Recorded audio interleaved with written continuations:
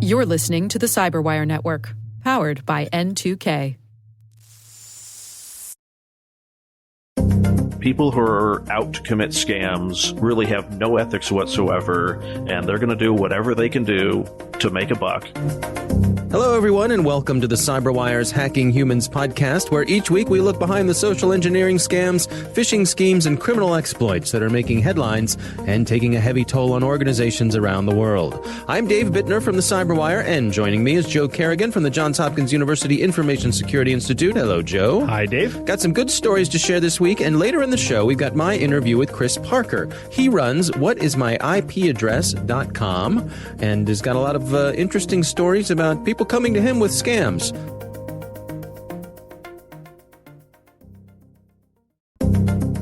And we are back. Joe, you want to kick things off for us this week? Yes, I have a very interesting article that doesn't necessarily have to do with a scam, but it does have to do with how we perceive things. Okay. It is from Gustav Kuhn, who is a psychologist and a magician, and he's written this article over at Nautilus. We'll put a link in the show notes. Okay. The article talks a lot about perception, goes into driving later on, but I'm going to focus on the first half because the first half is what I think is fascinating. There was a man named Norman Triplett who studied the psychology of magic. And in 1900, he published a scientific paper on magic that discusses an experiment on a group of school children. Okay, over 100 years ago. Over 100 years ago, right? Okay. A magician sat at a table with children around him and threw a ball in the air a few times. Before the final throw, he secretly put his hand below the table and dropped the ball into his lap and then threw the ball up in the air again. So you went through the motions. Correct. Okay. It's not a real clever trick, right? Yeah. But more than half the children claim to have seen an illusionary ball leave the magician's hands and disappear somewhere midway between the magician and the ceiling. Really? Really. Huh. No ball had left his hand. The ball was in his lap. The children had perceived an event that did not happen, which is interesting. Yeah. So what's going on here? Are we just playing on expectations or? Triplett, when he wrote the paper, said it was retinal after images. Okay. He thought there was a physiological reason for this, right? We all get retinal after image, particularly if you're driving into the sun, you have the sun burned into your retina, right? Yeah, yeah. But Kuhn was skeptical about Triplett's explanation. Okay. So the illusion relies on misdirecting the audience's expectations, so they anticipate you throwing the ball for real. Right. Where you look provides the most powerful tools of misdirection. Right? Mm-hmm. So Kuhn recorded two different versions of the vanishing ball illusion. One where he threw the ball in the air twice before secretly palming the ball and then pretending to throw the ball, but following where the ball would go with his gaze. Right? And a second where when he palmed the ball, he stared at his hand that held the ball. Okay. He showed each video to a group of test subjects, different subjects. Because it's a modern time, Kuhn had the ability to measure the participants' eye movement, and that comes into play later. Okay. When they're watching the video. It's pretty impressive. Nearly 2/3 of the participants, these are adult participants, right, who watched the first video, claimed they saw him throw a ball the third time or the final time. The illusion was far less effective when he looked at his hand. But when he didn't look at his hand, 2/3 of the participants fell for the trick. And they're adult participants, they're not children. Mm-hmm. That's interesting. When he asked them how they thought the trick had been done, people went on to say somebody caught the ball out of frame or it stuck to the ceiling. This was so compelling that when people watched the video again and had been told that the ball was never thrown the third time, people who believed the ball was thrown and believed they saw a ball were absolutely astonished that the ball had not been thrown. I thought you were going to say they thought that the video had been altered or something. They may have suspected that. Yeah. There's another video that this reminds me of where there's people passing a basketball and you're supposed to count how many times the ball is changing hands. Yep. And then they said, did you notice the guy in the bear suit dancing through the scene? Yeah, I've seen one with a gorilla. A gorilla suit. Maybe it's a gorilla suit. Yeah. Uh-huh. Amazing. Yeah. It's the same kind of thing. Basically what Kuhn found is that Triplett's idea of this being a physiological thing is wrong, because if it was a physiological event, then both groups of participants should have seen the ball. But it has to do with where you're looking and how we work as humans and how our expectations are leading us in a way that might not be correct. That's fascinating. Here's the interesting part. Okay. Once people knew how the trick worked, they didn't fall for it anymore. Oh, they were inoculated. They were inoculated. Okay, exactly. Go on. Another fascinating part was when he asked where people were looking, they thought they were looking at the ball. But when he looked at the eye data that he was tracking, the eye movement data, they were actually watching his face more often than the ball. Huh. Which is where they were getting their clues from. That is interesting. You know, one thing it reminds me of is that when someone's learning to juggle, Juggle 3 ball. Can you juggle 3 balls? I cannot. I can learn to juggle, or I have learned to juggle 3 balls. I think I learned it back in elementary school. But one of the tricks to learning how to juggle is when you toss the ball is to only look at the apex of the arc of the ball. Right. So don't follow the balls with your eyes. Just look at where the ball reaches its apex point and when it starts to fall, because when you watch the apex, you know where that ball is going to land. You don't need to track that ball. That's enough information for your brain to interpret the parabola that the ball is following. Exactly. And so I wonder, I mean, this reminds me kind of that. You think you may have to look somewhere, but you don't. I saw an interview with a pickpocket magician that his thing was getting your watch off of you or getting your wallet off of you without you knowing it. Yeah. And he made the point that he learned that his movements were very important as to whether he could get away with something. In other words, if he moved his hand in a straight line, someone was much more likely to notice what he was up to than if he moved his hand in an arc. There's something different in the way we track movements and what gets our guard up. I would imagine that a straight line looks more offensive. I don't know. Like a punch coming in. Yeah, I don't know. Maybe. I don't know. I would like to see some study on that. That's my speculation. Yeah. I have a great story about things like this. My dad and my Uncle Tom used to do this great trick with a paper bag. Okay. And they do it with kids, where you have a paper bag and you're holding it between your thumb and your first 2 fingers. Okay. And you reach into the bag and you act like you grab something and you throw it up in the air, and then you move the bag like you're going to catch it, and then you snap. But because you snap with the bag in your hand, it sounds like something has hit the bottom of the bag. Okay. So they used to do this to us all the time when we were kids. And my Uncle Tom tells a story when he was in the Air Force. He was in a hangar, which is a big open building, with some supply sergeant sitting at his desk. And the supply sergeant was eating his lunch and had finished emptying his brown paper bag. And my uncle grabs the paper bag, says, "Oh, there's still something in here," reaches into the bag, pulls out the imaginary object, hurls it all the way up, so like there's nothing. He's not hurling anything, but throws it up in the hangar and then like runs over to another side of the hangar and snaps his finger and puts the bag back on the sergeant's desk and starts walking out. And he hears the guy behind him look in the bag to see what's in there. Oh, my. And that's why he got a dishonorable discharge. He was honorable Yeah. Well, and I think, we talk about all these stories week after week where people are playing on your expectations. Exactly. And that's what this is. But my favorite part about this is 2 things. 1, people didn't know where they were looking. They thought they were looking at the ball, but they were looking at his face. And 2, and this is why we do this show, once people knew the trick, they couldn't be tricked by it anymore. Mm-hmm. Yeah. I remember the same thing. We were talking about that thing with passing the basketball and the gorilla. Right. Once you see the gorilla, you always see the gorilla. How could I not have seen? There's a gorilla there. How did I miss the gorilla? But you missed the gorilla. I'll try to find a version of that video, and we'll stick it in the show notes as well. It's a well-known one. Well, now everybody knows now the everybody knows gorilla's the there. gorilla. Yeah. Right. Well. You know what you do is you ask someone who hasn't heard the podcast, watch their reaction. Right. Get a friend. A friend to do it. Yep. All right. Well, that's a good story, Joe. My story this week is about a woman who's using her technical skills and some social engineering for good. Awesome. Now, you and I'm certainly, we've been to our share of social events, to parties and things like that. And probably when we were younger men, we would go to some of these parties, perhaps hoping to meet someone, maybe ask them out on a date or get to know someone, maybe find a new girlfriend, something like that. Something like that. Yes. Yeah. And the problem is for a lot of women who go to social events, there are guys who just don't know how to take no for an answer. Right. They don't get the message and they're just too aggressive and they won't go away. And this is a problem for women. I imagine for some men too, but mostly I think we can agree this is a problem. Generally men won't regard this as a problem.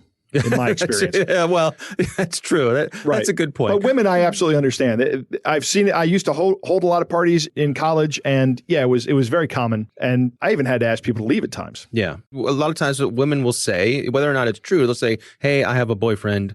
Bug off." Right.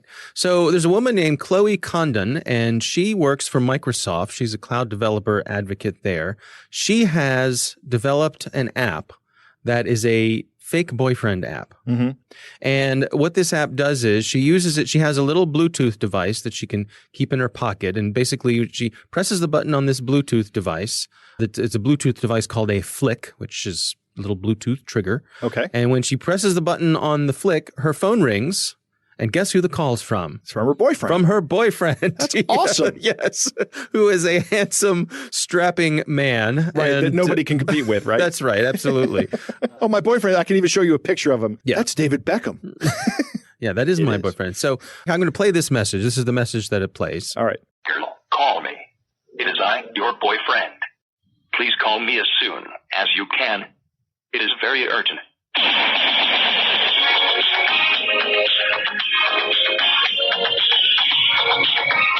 Getting Rickrolled. It gets well, yeah. She put the Rickroll in there just for fun, and hopefully whoever she's fooling with this boyfriend thing doesn't hear it. Can you record a different sound?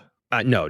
This is her own thing, mostly for her own amusement. And Right. If you want to use it, she has a series of steps that you can put this together for yourself. But I love this. I think this is a great use of social engineering where she's this is tricking people for good. To someone who won't take no for an answer, to bug off. No, actually, I do have a boyfriend, and oh, look, he's calling me. Right. Yeah. Now, I actually went and looked on the App Store. And boy, there are a remarkable number of fake boyfriend apps. Are there really? Well, not so much this sort of thing, but boyfriend simulators. Boyfriend simulators. Yeah. Use your imagination what that means. I don't know. And there's a big variety of what the possibilities are for that. But, there's an app for everything, Joe. Yes, there's an app for that. For apps. At any rate, congratulations to Chloe Condon for coming up with this idea. I think it's a good one.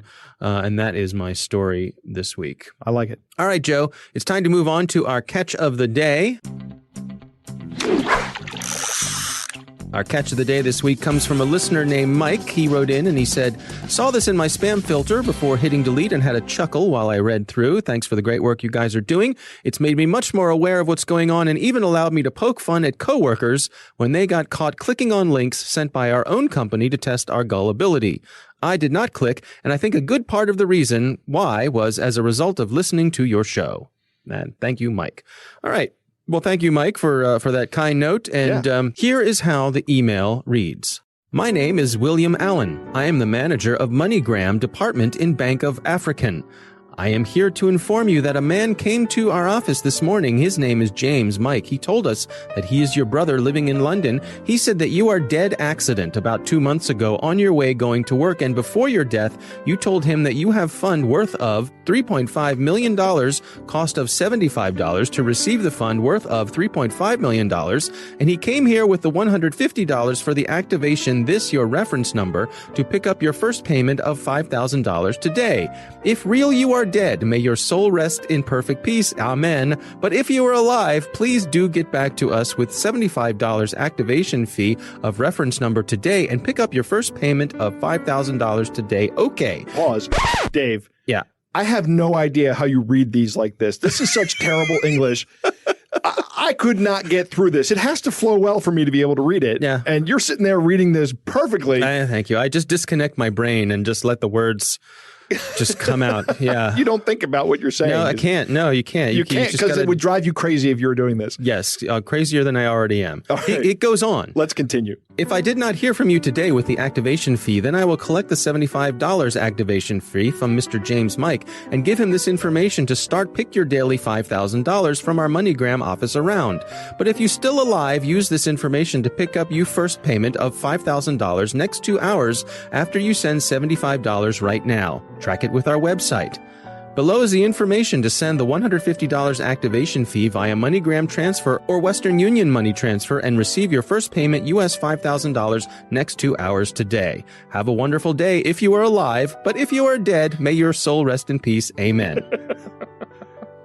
Because if you're dead, Right. you're not going to be able to read this message. Well, at least they're polite. Yes, and you're the man claiming to be your brother is going to get all the money. That's right. That's right. Absolutely. So you're going to beat your brother to get this money, the whatever it is, millions of dollars. That's amazing. I mean, I guess somebody ran something through some sort of translation filter or something. Bank of African. That's what. Bank of African. Is there a Bank of Africa? What gets me is that it's not that hard anywhere in the world to find someone who speaks English. Right. Was there no one around who they could run this by to just give it a little polish? You know, this doesn't surprise me, Dave. I get a lot of sometimes I get products that have been assembled elsewhere. I think I remember buying, it may have been a lawnmower that I had to assemble. Yeah. And the assembly instructions for my lawnmower, which is a legitimate product that I paid real money for, were like this. They were translated from some other language, probably Chinese, because I think that's where it came from. Yeah. And they didn't even spend, $1,000 to have an American proofread and edit it. Because they're selling it in America. Yeah. I think that should be, there's a business model for you. Here's my $3 million idea to our listeners. Yeah. Start marketing a service that you already can provide to foreign companies to proofread their instruction manuals. Yeah. I'm sure that's out there. It's got to be out there. Yeah. I remember when back in the 80s, Sony got in trouble because they had a series of VCRs that they were selling here. Right. And the example in the manual for how to set the date, they used Pearl Harbor Day. Yeah. Was that the Japanese? Yeah, it's the Japanese. Too soon. Yeah. Not bad form. Bad form. All right. Well, that is our catch of the day. Thanks to Mike for sending that in. Coming up next, we've got my interview with Chris Parker. He runs whatismyipaddress.com. And we are back. Joe, I recently had the pleasure of speaking with Chris Parker. He runs whatismyipaddress.com. I use that site frequently. Yeah, it's a handy service. It is. And he's got some stories to share. So here's my conversation with Chris Parker. I started whatismyipaddress.com back in early 2000. I think it was actually January, so we're just a little bit over 19 years now. And it was originally designed to solve a technical issue I was having at a company I was working for. We were having problems with our internet connection. This is, 90s. Can't imagine ever that happening. And, we didn't know what our IP address was. And, you get online, check Alta Vista, because there was no Google then, Lycos, whatever. And there really wasn't an easy way to find out what our office public IP address was. And so I thought, I can be clever. I have a little bit of programming experience. I've got an internet connection at home, and I've got an old Windows NT box. Let me put together a website that just answers that question. And that's how it started. Well, it's hard to think back to a time when just that was difficult information to find. And so a utility like that would have been extraordinarily useful. It was. And unfortunately, at the time, I didn't realize it until many, many years later that it actually was profoundly useful for a tremendous number of people. And I found out by the hard drive getting full of the logs from the website. Oh, wow. That's great. So, wow, your popularity exceeded what you were expecting there. Yeah, I think part of it was because it was never planned to be a business. It was never planned to be much of anything, except this was a solution to a problem that I was having. And I thought, other people are probably having the same problem, so let me just make a website that solves just that. So let's fast forward. We're almost 20 years past that. What's going on over there these days? So I've built a tremendous amount of content around educating people about privacy, security, online safety. It really alarmed me after a number of years, the contacts that I was getting from people wanting support, saying, hey, I've lost my life savings to this person I met online. I've never met them in person, but all I have is their IP address. Can you help me find them? And it was really kind of a devastating thing to hear, people losing life savings, cashing in their retirement to help this poor person that they met online because they were having medical conditions or their kid was in an accident. When you look back at it as a third party, you go, oh my gosh, I can just see red flags all over the place. But once you get emotionally connected, people were just giving up everything. And at the end of it, they had nothing except for, well, I got an IP address from an email that we sent back and forth. Can we find the person from that? How do you respond to someone like that? The answer is generally, unfortunately, you're probably not going to get any of your money back. And you're probably never going to see it. Because usually these people, at least more recently, they're using VPNs, they're using internet cafes, they're in third world countries where the laws are going to make it a lot more difficult to find the person. Even if you could find out who the internet connection belonged to, are you going to be able to find that person? Was it a burner cell phone that they were using? It's just really difficult these days. You've got to watch it on the front end. What are some of the scams that you've seen over the years? Probably one of the more recent ones I believe you guys have talked about is the sextortion scams, where you're getting an email that says, hey, I've compromised your computer, and the way I've proven that I've compromised your computer is here is your password, which they've gotten from one of those data dumps.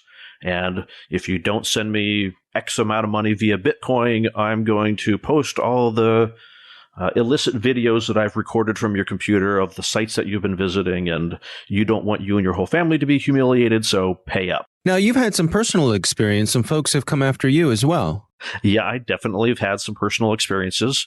One of the first websites I built back in the late 90s was an online bookstore competing against Amazon. Who'd have thought it? How'd that work out for you, Chris? Definitely not well. They won the battle. I see. Yeah, okay. But this was back when I was in college and probably considerably more naive than now. The biggest order I got was someone wanting to ship Bibles to a church in Nigeria. And I thought, wow, this is awesome. I'm helping people out. I'm helping out missionary work. This is really cool. Yeah, I'll process that credit card. I'll go down to the FedEx depot with the FedEx number that they provided and let me FedEx this to them halfway around the world. About a week later, I get a call from my bank saying this large charge has been rejected, refunded. In fact, it's fraudulent. And I was devastated. To me, it was, why would anyone want to steal Bibles? That's just a horrible thing. Yeah, there's a little insult to injury there, isn't there? It was definitely insult to injury. But that really gave me the realization that people who are out to commit scams really have no ethics whatsoever, and they're going to do whatever they can do to make a buck. I mean, I wish they would employ all this intelligence that they've got into constructive things, but they've applied it to destructive things. They're out to get whatever money they can from people, and they'll take advantage of emotions. They'll take advantage of you being a nice person. Often they take advantage of greed and fear, but they'll often go after people that are just trying to be good people. Back then, this was far enough back that I guess it wasn't widely known that any communication from someone from Nigeria could be a red flag. Yeah, even if those scams were going around of, hey, I've got $50 million for you, well, that's an obvious scam. The person who wants to place an order, hey, that doesn't seem like an obvious scam. And so even if there were, looking back at it now, I see red flags all over the place about it. But right. At the time I was excited. My business was growing. This is a good thing. It never even crossed my mind that it was a scam. Now, you also had a run-in with some folks who were hitting you on the advertising side of things. Yep, and this is one that, in some sense, surprised me that I got taken for. This was back in late 2012. I got approached by someone claiming to represent a reasonably well-known and reputable ad network platform, and, hey, we want to run ads on your site, and here's the amount that we're going to pay. And it wasn't so much that it was suspicious. It was, hey, that's a pretty good value. That's a little bit more than I'm making from other people, a little bit less than others. It wasn't this gigantic, oh my gosh, they're going to pay me triple or quadruple what other people were paying for ad space. It was right in the mix with what other reputable companies were doing. Looked at the website. Yep, this is who these guys are. Email back and forth. Had a contract, had an insertion order. Did all the regular back and forth that you would do in making a business arrangement. And he gave me a login to reporting statistics. And after about a week, it just started seeming like these stats just seem a little wonky. The reporting feels a little weird, but not alarmingly so. This is kind of earlier days in ad tech. So a lot of people didn't have great platforms, but it wasn't so much alarming that it was a huge red flag.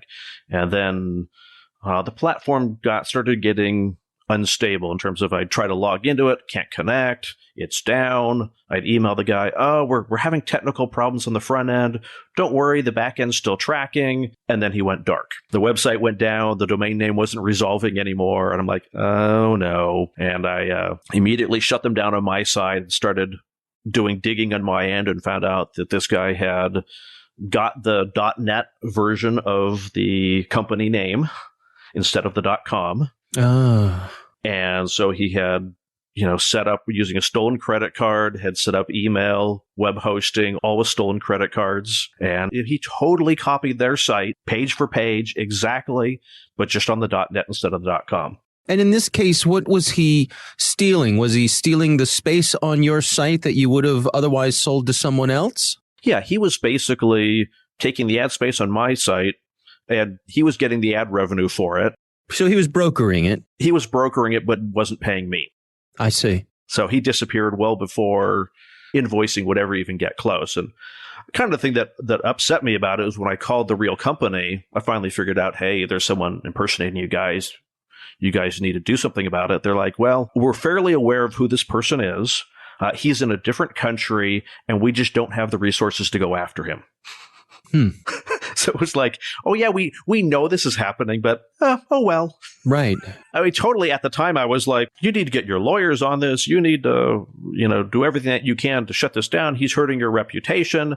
But the reality was they were being pragmatic about it. It was very unlikely that they would ever find this guy, very likely that he would ever be convicted, and very hard to justify it when they haven't necessarily seen a financial loss. Right. And on my side, I was initially like, well, fine, I'm going to go to war. I'm going to hire a lawyer. Luckily, I thought best of it. I said, well, I'm out a couple of $1,000s, maybe $10,000 of ad revenue, but gosh, a lawyer is going to cost me a lot more than that. And if I never find it, then I'm out. I've already been out the ad revenue. Now I'm going to be out legal fees. Right. And I'm just going to be throwing good money after bad. I just need to chalk this up as a massive business lesson of you've got to have processes in place to make sure that you've dotted the I's, crossed the T's, confirmed that people are who they say they are before you ever do business with them. All right, Joe, what do you think? Well, first off, I think that a hard drive full of weblogs of people using your service is a good problem to have. That's right. True. Wish I could come up with something like that. True, yeah. One of the first things he says is a key point. When you look at this as a third party, when people contact him, he sees all kinds of red flags. Mm-hmm. But when people are emotionally invested, they don't really see them. And Chris talks about this in his own experience, and he's very open and honest. He says, this is how I got taken, right? That's fantastic. Not a lot of people are willing to talk about this. And if we're not willing to talk about this, then we're never going to be able to inoculate other people about it. Yeah, the bad guys rely on that feeling of shame, don't they? Embarrassment. And I'm sure that Chris is not proud of these things that have happened to him, but I'm very happy that he is talking about how he got scammed openly. So thank you, Chris. Yeah. I love the discussion about the Bibles. I'm wondering how you monetize stolen Bibles, but anything with value, right? Yeah. He's very focused on the sale, and that's what kind of blinded him. He was caught off guard by the sale. And with the ad service, when he contacted the company this fraudster was impersonating, they said, we know this is happening, but there's not much we can do about this. This is the world we live in. We're pretty much on our own in this kind of a situation. And that's what the scammers rely on. It's very important to be eternally vigilant. As we say, everybody's going to fall for something. It's very difficult to get your money back. Yeah, especially as these things have become international. Right. It's hard to cross those borders to track people down. It may not even be possible to track them down. Like Chris was talking here, they may be in an internet cafe or using a burner phone, in which case you're never going to find them. Right. All right. Well, again, thanks to Chris Parker for joining us. His website is whatismyipaddress.com. If you have that question, he has the answer. Thanks to the Johns Hopkins University Information Security Institute for their participation. You can learn more at isi.jhu.edu. The Hacking Humans podcast is proudly produced in Maryland at the startup studios of Data Tribe, where they're co-building the next generation of cybersecurity teams and technologies. Our coordinating producer is Jennifer Iben, editor is John Petrick, technical editor is Chris Russell, staff writer is Tim Nodar, executive editor is Peter Kilpie. I'm Dave Bittner. And I'm Joe Kerrigan. Thanks for listening.